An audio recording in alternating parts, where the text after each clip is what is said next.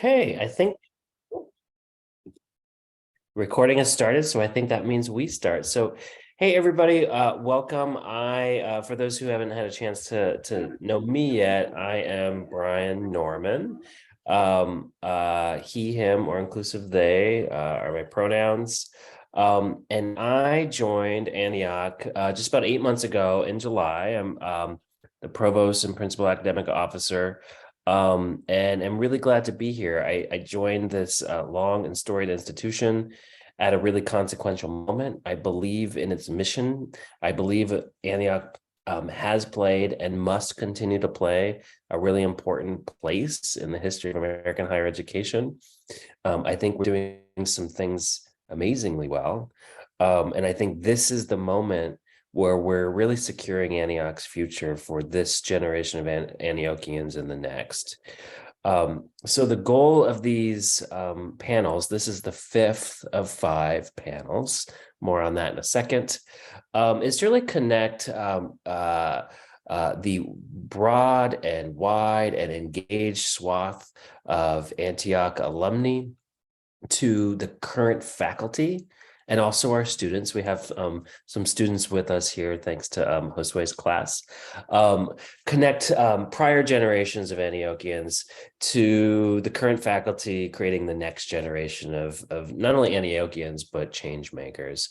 And this is the fifth of 5 panels, because one of the things we're doing this year is faculty and other members of the community are developing a shared academic vision, a full sense of ourselves and what we are doing and doing well in terms of the unique education we're offering, especially on the curricular side. And that what that is looking like is an emerging focus on interdisciplinary strengths, meaningful work, and Antioch's current reality as a small place of abundance committed to action and creating the next generation of change makers.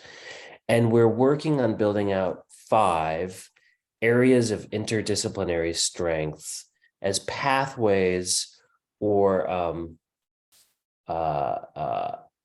themes that students who are pursuing their self-design major can organize it around, because they're things that we think we do really well and we are or want to be known for. And this, we've had a panel on sustainability and environment, on culture, change, and power, on global engagement and studies, on cultural production and creative practice. And now we're arriving at the 5th, which is the newest focus, and in some ways, some of the most exciting and the most innovative. The focus is social innovation and social enterprise. And we're building on, in some ways, we're going to learn from Kevin and Dean and Josue and others what that means to build a mission-driven organization whose purpose is to create good in the world. And in some ways, we're building on a long history of a college like Antioch that has always not just changed lives, but create folks, graduates and others who study at Antioch could go on to create change in the world, in their communities, in their professions, in the broader culture, and across the globe, who are committed to positive social change. And sometimes that takes the form of building actual organizations whose purpose is to create positive change in the world. And so the social innovation focus is one of the newer ventures. And it's also has some of the most interesting possibilities. For instance, right now we have a course taught by the village manager of Yellow Springs, who is an Antioch alum and who is with us here tonight with his students. So we get to see this in action a little bit today. Or we have a summer course that's brewing that Kevin is going to be offering this summer to help us activate some of what we're calling our learning hubs. And Dean is thinking about a similar course to fully activate some of the community partnerships that he and others have been building to connect our students to actual social enterprises whose purpose is to do good in the world. I'd also say that the social innovation focus that we're going to be learning out today is a very Antiochian way of offering our own spin on a thing that you would find elsewhere in higher ed that might be called business. But we're doing it in a very Antiochian way that is aligned with our values and our commitment to creating change makers and doing good in the world. And I am really proud that we're making that possible. Among liberal arts colleges, we're making that possible for a remarkably diverse student population who are going to go on to create good in the world. Many of you have heard me say this, but I want to repeat it because I'm proud of it. At least a quarter of our students are the first in their generation to go to college. First generation in their families to go to college. Probably more than that. That's a hard number to pin down. About half of our students identify as students of color. And that's all domestic students of color. For a variety of reasons, we don't have international students right now. About a third of our students qualify for the federal Pell Grant. That means their expected financial family contribution is at or near zero. So that gives you a sense of financial resources and what it means to really be committed to an accessible and affordable liberal arts education. And then about a little more than that of our students are queer identified, identify as LGBTQIA plus in some way, in an expansive way, including about 16% of our students who are trans identified. So this is a remarkably diverse student body who we are connecting to the transformative education that changed lives. And I'm really proud of that. And to think about them as the next generation of folks who are going to create the institutions and the enterprises whose purpose is to do good in the world, that's an exciting venture. So we're going to learn more about that today. First from some faculty and some of their students, and then we'll open it up to questions from the wider room. So let me start by asking each of our panelists to introduce themselves very briefly by saying their name, their pronouns, their role at Antioch, and what social innovation and social enterprise means to them. Let's start with Kevin. Good evening. I'm Kevin McGruder. I'm Associate Professor of History, and my pronouns are he, him. And social innovation and social enterprise. Social innovation is a particular thing, and it refers to innovative techniques that are used to solve a societal problem. And social enterprise is the way that term is used among practitioners. They are market-driven enterprises, for-profit or nonprofit, that have been created to solve, again, a societal issue, problem, challenge. Great. Thanks, Kevin. Dean. Hey, everybody. I'm Dean Snyder. I'm Associate Professor of Political Economy. He, him. I've been at Antioch College since 2015.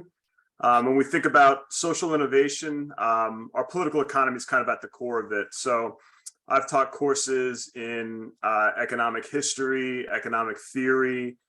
We've looked at different economic sectors across a range of different industries. Always kind of taking a critical lens, identifying those social and environmental problems that are plaguing the world today. But beyond critique, I always encourage my students to think about solving these problems in some kind of way, right? That's the idea behind social innovation. So we've been kind of doing this in the political economy program at Antioch for a long time. But what this focus does is it kind of gives us a platform to collaborate. Kevin and I got together last summer and worked hard to launch this focus. We already have students engaging in our courses, and we're excited also to reach out to alumni. We've had alumni speakers as well associated with this focus over the past academic year. So we're already on solid ground, and we really like where we're headed. Thanks, Dean. And then we have Josue and Josue's class with us. So go ahead and introduce yourself. Great. Thank you, Brian. I'm Josue Salmeron, village manager for Yellow Springs, he, him. This is my first time teaching a course of Antioch. So I would say that I'm new as of 2023. But as you know, I have a long history and relationship with with Antioch College. I graduated in '06 from Antioch in biomedical sciences. In my professional career, I've been focused on solving a lot of societal community issues. And one of the things I emphasize in our class about social enterprise and social innovation is looking at the triple bottom line, running a good business with sound business practices, a business that is good for the environment and good for the people. And through that, the course is focused on accounting for social enterprises. And so I try to drive the message that it is key for social enterprise to have sound business practices, because what gets businesses in trouble is they run out of cash, they suffer from having a good business practices, and it has nothing to do with the product at times. There's good products, they just fail to run a good business. So I want to make sure that our students are prepared to have all the skills and are prepared to run good businesses and adopted good business practices. Thanks, Josue, and hi to all of your students. Hi,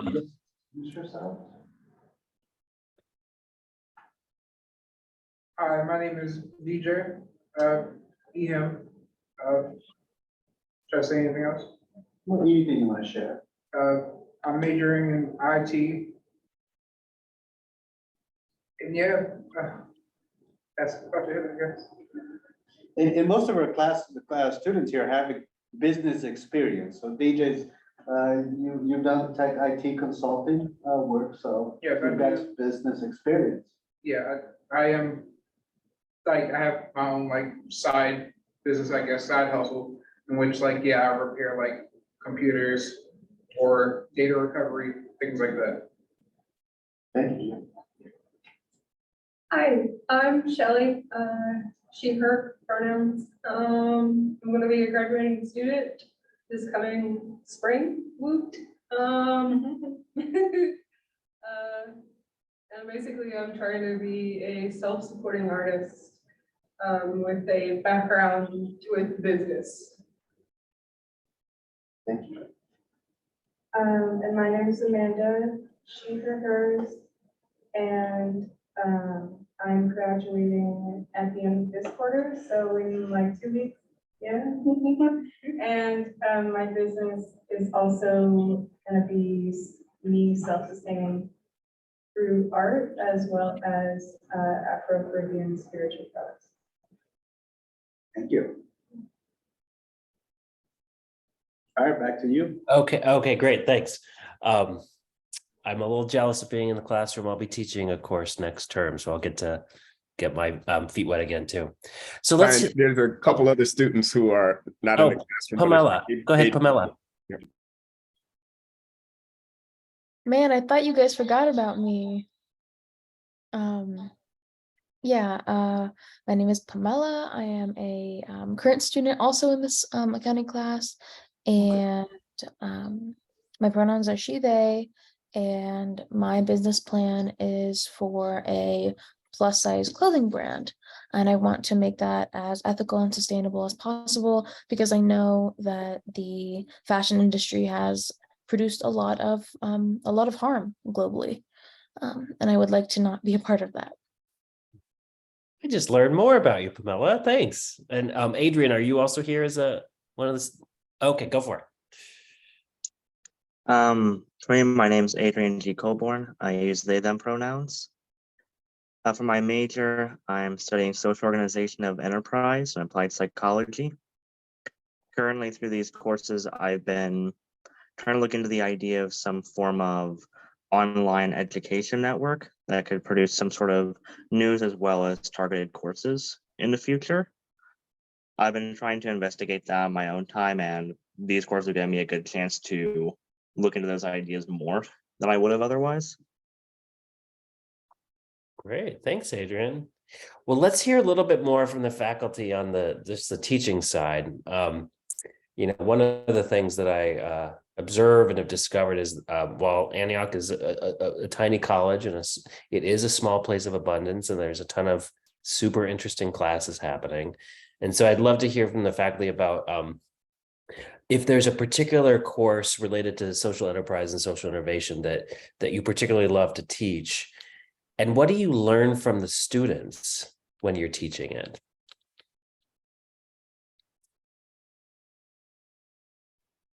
Well, this is really our first academic year of the social enterprise, social innovation focus. And I teach the intro to social enterprise and innovation. I taught that for the first time in the fall. And I came to this interest in the focus from a career in nonprofit community development, mainly in the housing area. But I've also owned a couple of retail businesses in Harlem. And when I came to Antioch, I noticed that a lot of students were interested in creating nonprofit organizations or other entities to do things. And so I began offering business plan writing workshops, usually 2 or 3 times a year. And this fall, when I taught the class, that was a key element of it, that students came out of that with writing a business plan. And I guess what I learned from that is, one, it confirmed what I was sensing, that students had ideas. There were students who already were doing businesses, and most of them are in Josue's class this quarter. So that confirmed that there is an interest in this.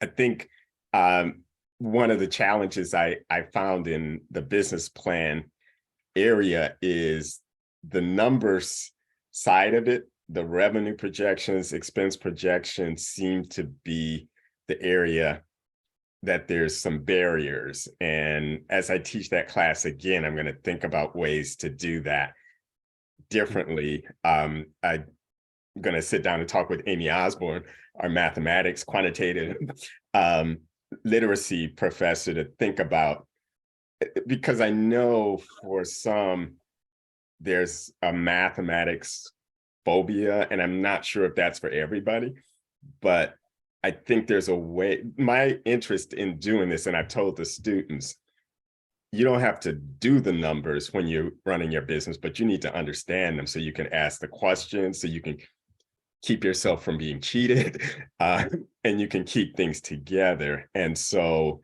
I think there are ways that I'll be able to do that next time around that will address some of the barriers that I think students were experiencing regarding quantitative analysis.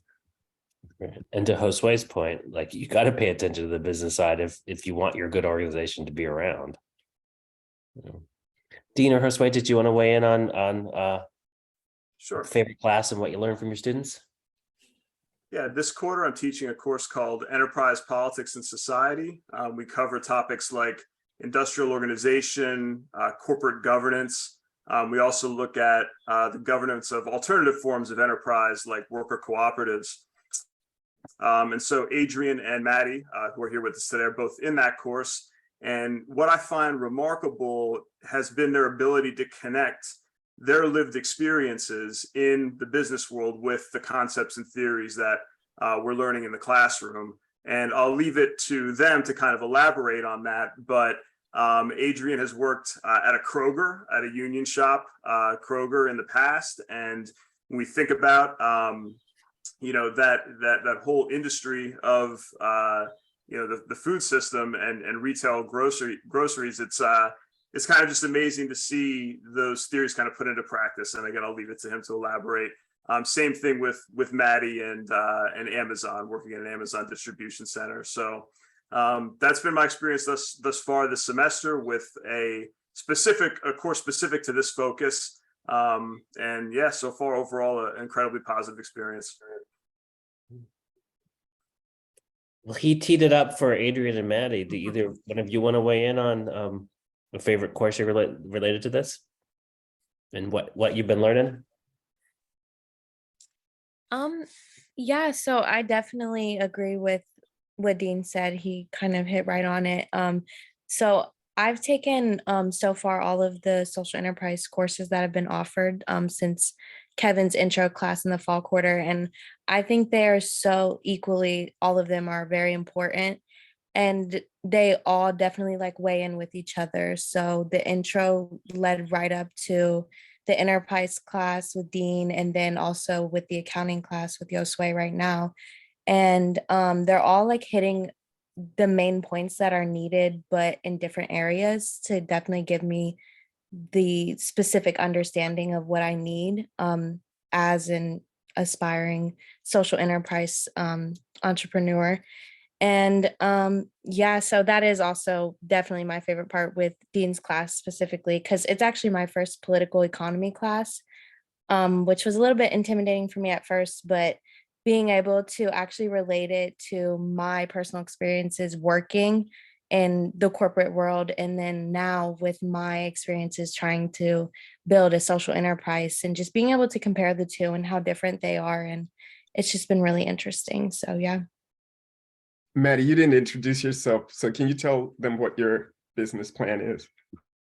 Yes, of course. So I am graduating this spring, building my degree around communication and innovation. So I'm building it directly underneath the social enterprise focus, and I'm building a foundation for consultation and support services for business owners and entrepreneurs, whether it be for profit or nonprofit. And you know, social enterprises, cooperatives, whatever it may be, just a support service for anyone needed within that realm. Thanks, Maddie.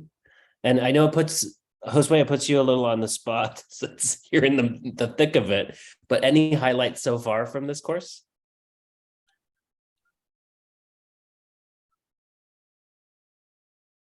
Oh, if you're speaking, Josue, you might be on mute. We can't hear you. Sorry, can you hear me? Oh, there we go. I was thinking about what Kevin was saying about reinforcing some of the math skills, and I had that in mind. I didn't want the course to be intimidating with the numbers, but what I found refreshing is that, you know, I feel that the group has a solid understanding of the math that's involved in accounting. I think we've done a good job at dispelling any fears or concerns around that. What I've been the most impressed with the students is their understanding of business strategy and business concepts. And I think that's the key to social enterprises and social innovation, knowing what kind of products you want to put out into the community out in the world, and what's the strategy to execute the product delivery, connecting with the customers, and knowing general business environments. So it's been, I've been impressed with everyone's background in doing business work, and some are their own small business enterprise. So I think that the students continue to have that entrepreneur spirit that Antioch has been known for. In the earlier classes, I shared that Yellow Springs came about because of Antioch College. That Antioch essentially built the foundation for the village to be a village, a municipality. It built the electrical infrastructure, the water infrastructure, and then the social fabric of the community revolved around Antioch College and major companies in the area. Vernay, Yellow Springs Instrument, they were direct products of the Antioch experience. So I think that is to be true, that students have an entrepreneurial spirit and come with the business understanding. Mm-hmm. And a commitment to making ideas real and do something in the world. I have to say, me coming to Antioch in the role I'm in, I feel kind of like I'm in the middle of a social enterprise course. I came here for the mission, and doing that, working with faculty to build out, you know, sort of like academic vision that we're proud of. We're talking about it today. And finding that in order for us to be able to do that work, more and more, I'm moving into the business side to make sure that we have solid business practices so that we can exist and fully live out our mission. So with that, I do want to talk about one of the things that we're trying to do this year in particular, and has been true for a long time in Antioch, is really sort of look around and remind ourselves and pay attention to the way in which our campus itself is really unique and has some really phenomenal ways that students get learning experiences that they might not get elsewhere. And we're especially focusing on what had been called assets before, a very sort of businessy term, and we now try to call learning hubs to make it more mission driven, like our Curtis Scott King Center, the Wellness Center, the Microfarm, the Herndon Art Gallery, the Foundry Theater, and eventually the Antioch Review again. And we're really looking to fully activate that and see those learning hubs and those distinct features of campus as being not just something we're proud of, but an engine for a business model that helps us fully expand and fund our mission, our educational mission. And what's neat is a lot of the thinking and knowledge, and now the learning that's happening underneath the social enterprise and social innovation focus is actually going to help us achieve that business model itself for Antioch as a social enterprise. So that's a long-winded way for saying, hey, Kevin, do you want to tell us a little bit about early thoughts on this July course and some of the way in which you're putting your knowledge into work for Antioch to activate our learning hubs? I'd love to. Just maybe to give you a little more context of my background, I got my doctorate in history in 2010. So this is a second or third career for me. I got an MBA in real estate finance from Columbia in 1984. And so I'm taking that experience into even the history and now into social enterprise. And in February, when Jane Fernandez announced the new business model, focusing on revenue generation at the community meeting, I asked her a question of how will those learning hubs, how will they be able to plan so that their information can tie into the budget that begins July 1? And maybe a week or so after that, Brian sent an email to faculty asking, are any of us interested in teaching JA courses related to that? And for me, that kind of, the light bulb went off that, and so what I'm going to be doing is offering a class actually in the spring term. It'll be an independent study class because that's the best way to move quickly to do it, where some of the students who are on now and others will work with me kind of as a team of consultants to interact with the leaders of the business hubs, find out what they need.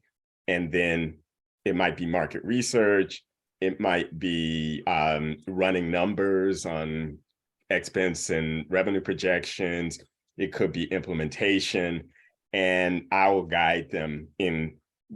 So the business hub leaders, they are doing a lot right now. And I'm trying to find a way so that we can move forward with that planning without it feeling like a burden to them.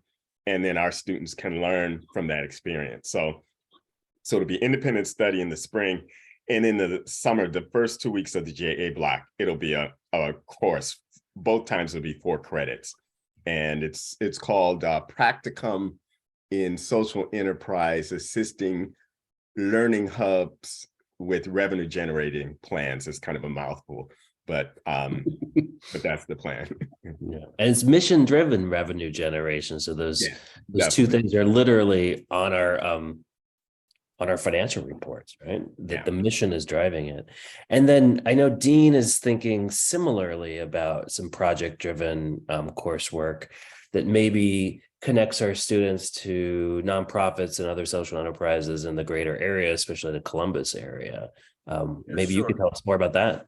Absolutely. So part of my work has been to reach out to social enterprises in the Columbus area. Like Brian, I'm also a resident here. So kind of expanding our network out to Columbus has been one of my goals. We're also at Antioch seeking to relaunch what's called C Shop. C can stand for coffee or community, really both. So to give students a place to sit, have a cup of coffee, do work, for faculty to hold office hours in a kind of communal space. to really be a hub of community at the college. We've done some preliminary work on thinking about business models for a C shop. But what I want to do is to kind of give Antioch students some connections to worker-run, worker-owned coffee shops in the Columbus area. There are a few prominent ones, connecting them with the business owners, with the workers, so they can kind of understand how a worker-owned enterprise operates at the ground floor. We do that in a broader context of a study of the coffee industry, more broadly, looking both at the corporate end at big companies like Starbucks, but also at the social enterprise end, things like companies like Equal Exchange, systems like Fair Trade. Coffee industry in general is kind of fascinating because it brings all those things together. So I'm hoping to do that in the ND block next academic year. Cool. And we are looking at those special academic terms to be opportunities for high intensity, short form, unique courses, and the sort of project driven approach that Kevin and Dean are describing are sort of perfectly fit for that.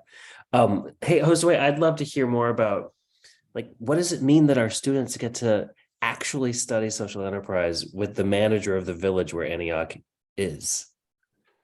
Well, for me personally, I love sharing the work that I'm involved in. I did one of the exercises that we went through in the course was looking at our below market rate rental apartment building that the village owns. And I share the finances of that enterprise within our organization. And we went through a list of options and recommendations that I shared with some council members as strategies to move forward in providing below market rate rentals to low income residents in our community. So it's tangible. It's things that we can see in our community, and it's good for our students to see real life examples, if you will, and get involved in some of this work. I think that what Dean and Kevin are planning to provide more of that hands-on experience, I think it's going to be great for students and for these learning hubs to share resources and help each other out. The students will get meaningful hands-on experience while helping move the mission of those assets of those hubs forward. I think that we could also expand that work to include organizations in our community. I think there's a lot of great critical mission-oriented work happening in communities that provide avenues for students to be more involved, but more importantly, help contribute to success at the local level. Great. And then there's a question about the Foundry is one of the learning hubs we want to activate. We'll get to that in a second. Before we open out to the group and also get a sense of the full end of the story of what students go out into the world to do, otherwise known as alumni, I'd love to hear a little bit about maybe how the work in teaching and helping students think about social enterprise and social innovation might be connecting to some of our faculty's own research. So Dean, might you give us a sense of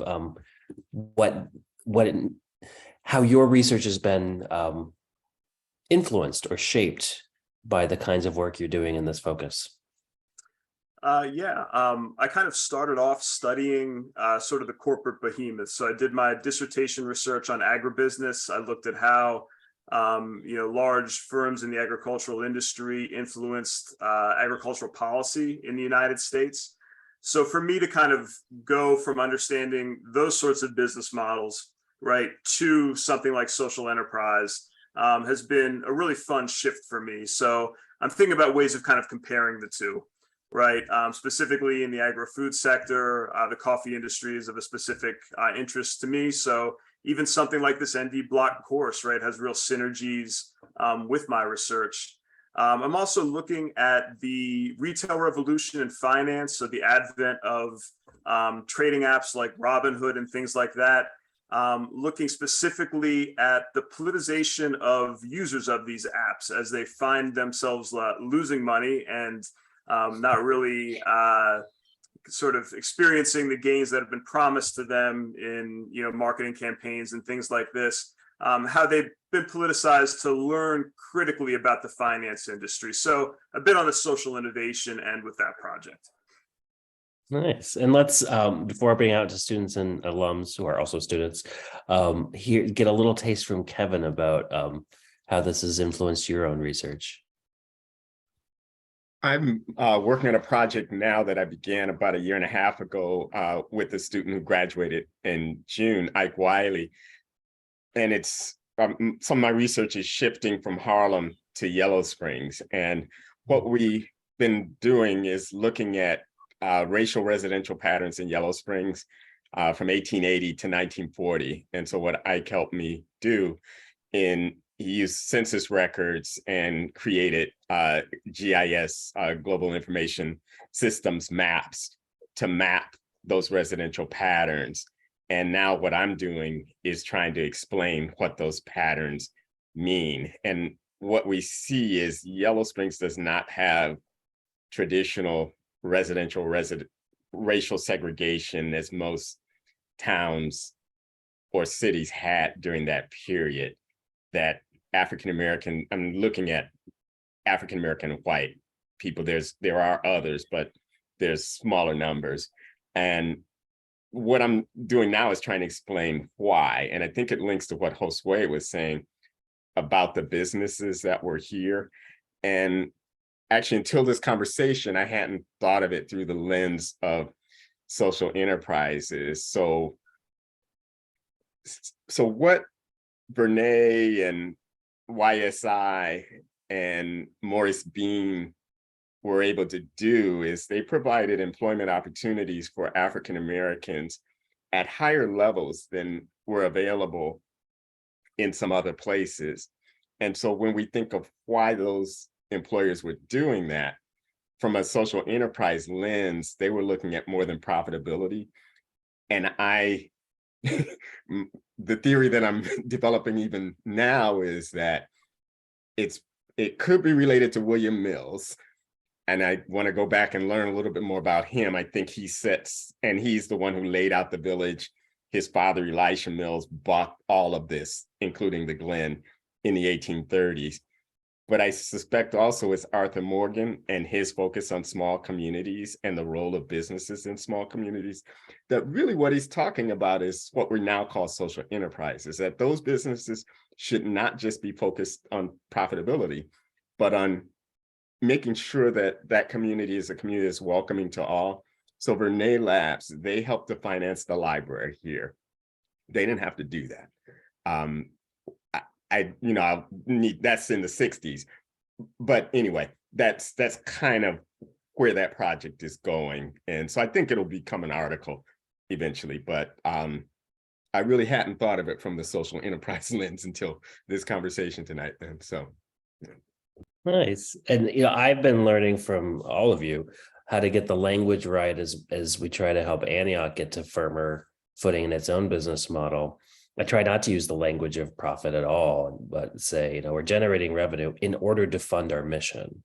Like really being clear-headed about the underlying values of the model has been super helpful. Well, I want to open up the conversation to everyone on the call, students and alums who are, I would argue, students, to see what questions might be on your minds.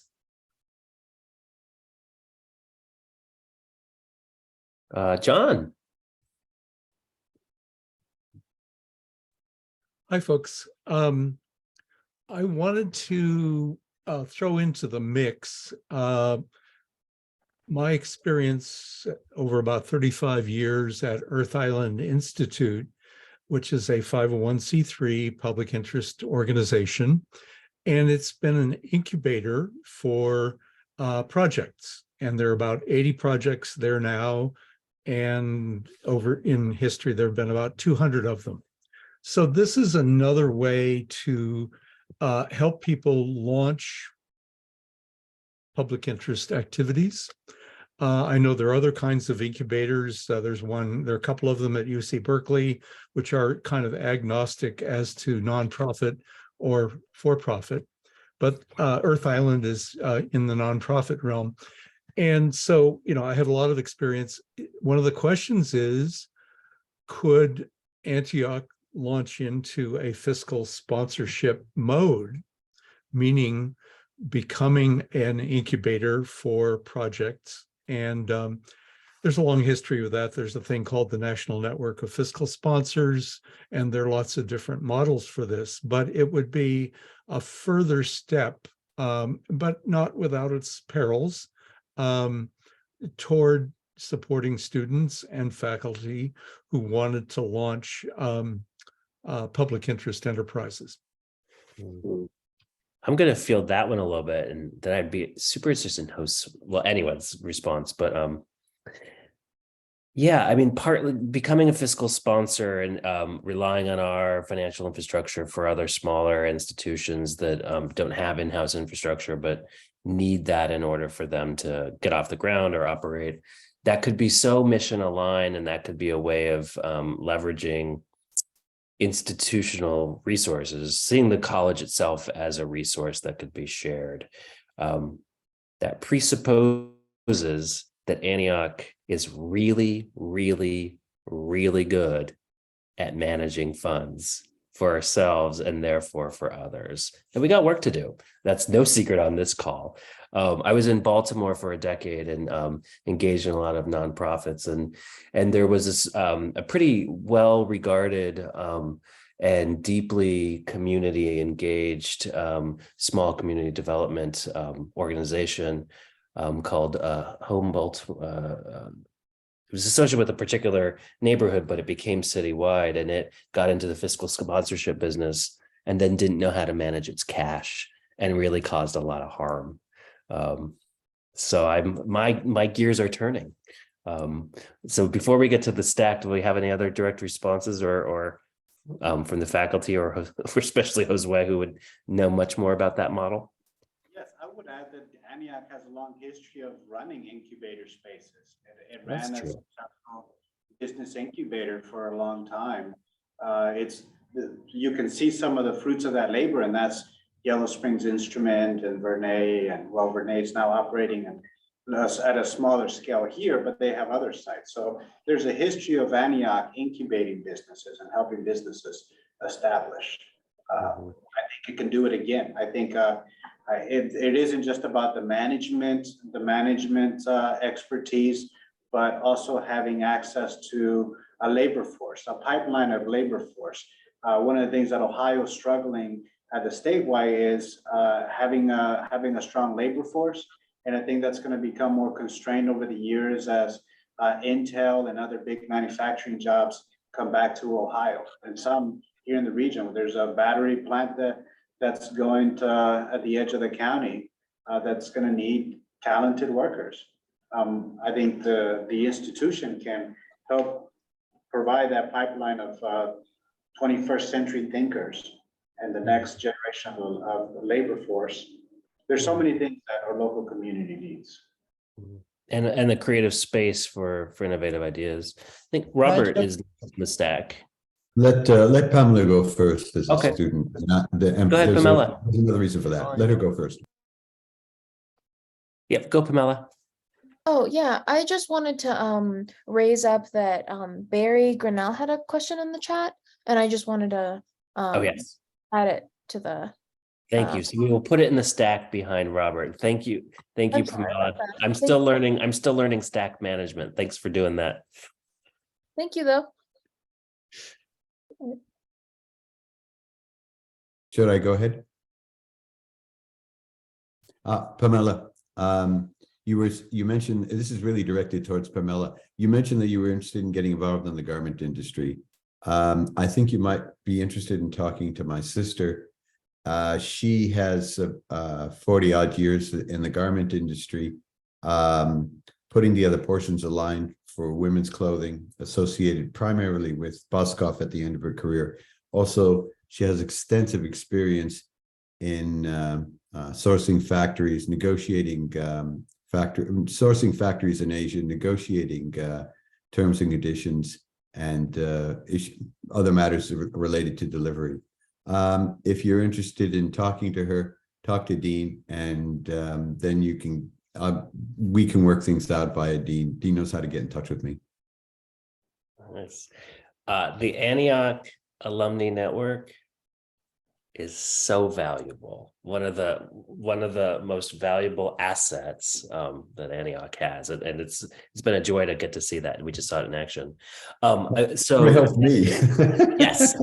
It never helped me.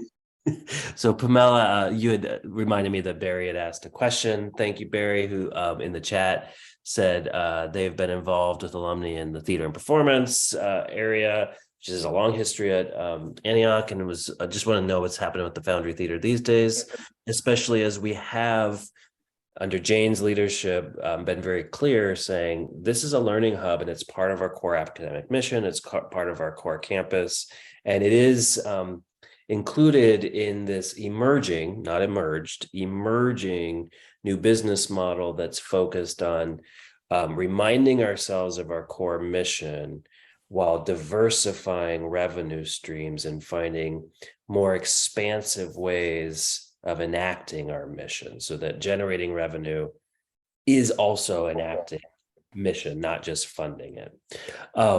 And so right now, Jane and others are working with all the directors of each of those hubs and other people with important knowledge like Kevin to help them think creatively and sharply about coming up with a business model where they can deepen their contribution to the core academic mission while helping Antioch as an overall institution generate more revenue and diversify its revenue streams and expand its sense of who it's serving and increase its reputation. So that's very generally what we're trying to do. And that's a big ask for each of the directors. And so we're trying to find ways to support them in ways that Kevin was describing. And the Foundry, and each of the hubs will have its own pace, and what that looks like will depend on its mission. So the plan for an art gallery will look different than the plan for a holistic wellness center, but they're all contributing to the same college mission and college enterprise. And the Foundry is probably will take a little bit longer because we also are in discovery mode of who exactly is the right person to be responsible for that overall mission and vision. And once we answer that question, I think we'll have a better way to tap into and invite in the network of alums and friends who are connected to and committed to the Foundry. So we're not quite there yet, but I think other learning hubs who already have some of the pieces in place, I hope part of their plans will be to tap into the alumni network. So Barry, how did I do? Did I miss any part of the question? Well, I just wondered what the status of it was. Yeah. So but the Foundry is still it sounds like there is nothing to report until you get a person.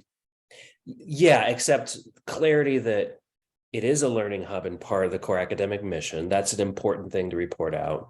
That activity is happening. So individual groups who want to use the space can use it, and so rentals and all that's happening. But in terms of an overall actual vision and holistic business plan, we're still figuring out who's responsible for that. Mm-hmm. So that's the next step for the Foundry in particular.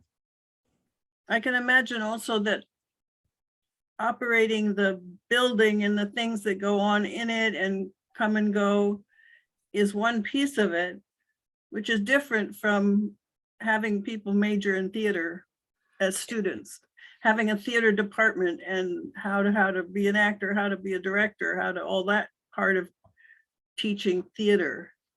Yeah. People coming into theater as a profession. I see those as two different things. Well, they are. And so we are trying to be really clear with ourselves that we're a small college. We've got a faculty of 20 to 25, and where we can have the greatest strength and value are these interdisciplinary focuses. Mm-hmm. So creative cultural production and creative practice would be one place where that kind of learning happens. Mm-hmm. And what's great about these learning hubs is they are places where students can put their learning in action. So the Foundry ends up being a place where people can learn and experience in real time and in community embedded ways what it means to put on a production. So it's not a major in performance, but it is a high quality set of experiences that students can engage about working with actual theater companies and seeing actual performances come alive. I think I see a stack from Alan's. The reason I don't have I had a little bruise on my face, so I rather keep it to myself. Anyway, I'm an alum from 78, and I just want to say something that occurred to me, and I think it might be interesting as a way to possibly, I don't know, it might be the basis of a course. I never used the word entrepreneurship when I was applying to colleges. All I knew is that I didn't want to be told what to do, and I wanted to figure it out myself. And, you know, I'm sure everyone here would agree that Antioch students are inherently entrepreneurs by their very nature. I mean, you're given this sort of space to operate in, and you have to find your way. And, you know, it can be very hard. And you have to work around all sorts of obstacles and make it happen. Meaning, you know, the classic, you go to a city and you have to figure out what the hell you're going to do, you know, in terms of finding space to live or, you know, and kind of wanting to be a part of something, not just sort of a passive participant. And, you know, it just occurred to me listening, you know, that there's all these stories of what, you know, Antiochians have done to sort of make their own business life, if you will, you know, and I don't know, you know, it's just like you could research some of this. I don't quite know where it makes money yet. Maybe, you know, I don't know. It's there's all sorts of ways that people like to learn about stuff, whether it's, you know, a webinar, but there's a lot to be said about learning what it means to sort of define yourself through your own actions, you know, through being very determined to do something. And, you know, that's what, you know, why I kind of came, but I didn't know that at the time. And, you know, I don't know whether this is a big fat pat on the back or something, but there's something about this place that has always rewarded entrepreneurship inherently. And I just, you know, I don't know how to turn that into something, but it's just, you know, in its own way, it's a model as a student. Thanks, Alan. And I agree. I don't know if the word entrepreneur resonates with our students, but certainly like we just heard by one of the students in Josue's class, you know, everyone's got a side hustle. And if this is a way that to equip folks to think about what it would mean to think of it as your main hustle and turn that into an actual enterprise, that would be in a long line of what Josue was saying of being an incubator space. If we can be the space where side hustles turn into organizations that do good, that would be pretty amazing. But Pamela has their hand up. Yeah, I was kind of wondering if there was room to maybe suggest like a course that I think might be helpful. I am really interested maybe for like a JA or ND block, having like a short course with as like an introduction to policy creation and policy review. That's been a little bit of my part with my initial intro to social enterprise with Kevin, and it's been a little in this accounting class that I'm in. And I've gotten my feet wet when it comes to policy, your community governance, and like sitting on the board of trustees as a student. But I would really appreciate maybe like an actual class. Or like something of the sort, like a workshop would also be great too. I think there's like a need for that, I guess, in our in our community, I think. Yeah, Well, and we have Dean, class. yeah, Dean in the chat is putting in a class, and I would just say, this project-driven approach where Antioch students get their hands dirty and do things, I think is especially a good match for what our students need. And do give Dean a little bit of time. He's got some other news on the horizon with a little one joining the world any day now. But I would have offered public policy this spring. My wife and I are expecting, so April 12th is coming quickly and we're in preparation mode.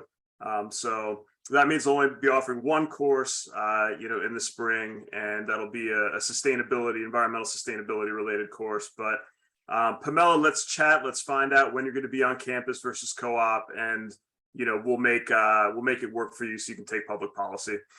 No, that's awesome. Thank you. Yep. and I think Alan's hand is from before. So Kevin, you have your hand up. Yeah, I just wanted to respond to Alan's suggestion. We last year, Dean and Eric Miller and I began hosting a series called Conversations with Social Entrepreneurs. And I think that could be built into something broader. When I first arrived in 2012, there were courses that the consultants with the Restart had created. And there was a course called Antioch Stories. I don't know if it was ever taught. We didn't keep it on the books, but that's what came to mind, is particularly the webinar or podcast kind of structure.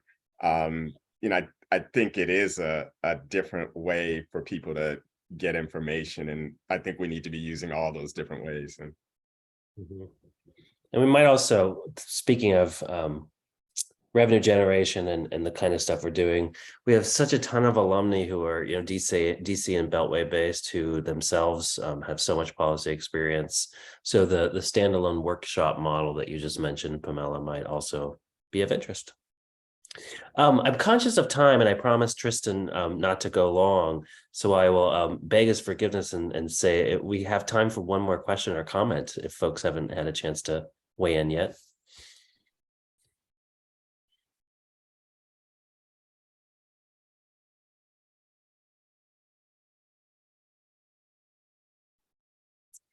Well, okay.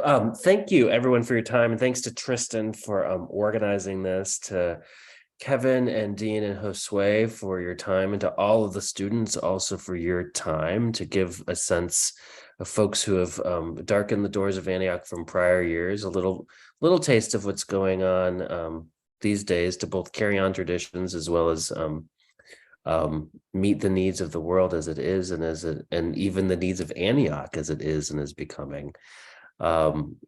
You have everyone's names and faces and email addresses, so I hope that you'll also stay connected, including Pamela. You should take John up on, or Robert up on the offer of a sisterly connection.